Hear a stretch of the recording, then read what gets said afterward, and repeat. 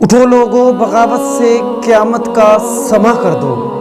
उठो लोगो बगावत से क़यामत का समा कर दो, वरना ये खामोश रहने की आदत तुम्हें मार डालेगी। अगर रियासत बचानी है, अगर रियासत बचानी है तो सियासत छीन लो इनसे, वरना ये सियासत इस रियासत को मार डालेगी।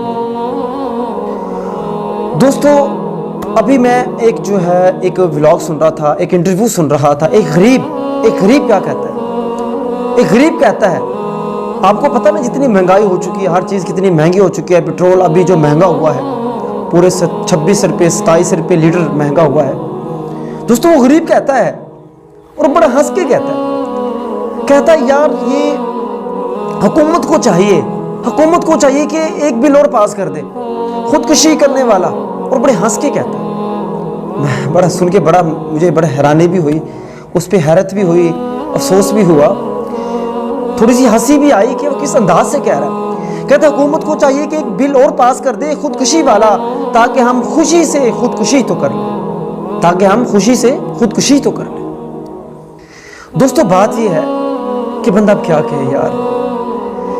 एक गरीब अपने बच्चों को बेच रहा है, अपने बच्चों को माएँ जो है अपने बच्चों को जहर दे रही हैं, खुदकुशी के जहर उनको पिला के, खाने में जहर मिला के और खुदकुशी कर रही हैं। आप जरा सोचें यार, ये मंजर सोचें।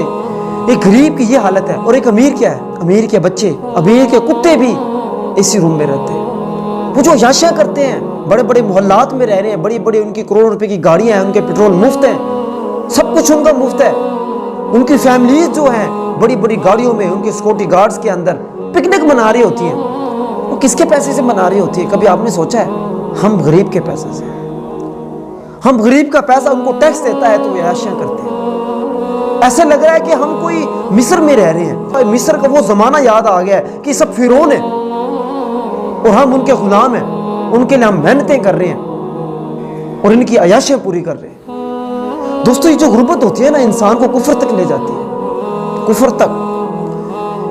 एक इंसान जब मजबूर होता है, जब उसको अपने बच्चे उसको भूखे नजर आ रहे होते हैं, तो वो जो उसके जो माँ बाप होते हैं, वो किसी हद तक भी जा सकते हैं, इज्जतें पमाल कर देते हैं, गैरतें भूल जाते हैं, सिर्फ चंद इस पेट की आग बुझाने के लिए, इस 2 वक्त की रोटी के लिए।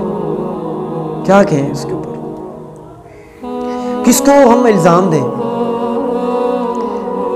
कुछ कह भी नहीं सकते, बस अल्लाह ही हमारा मुहाफिज है।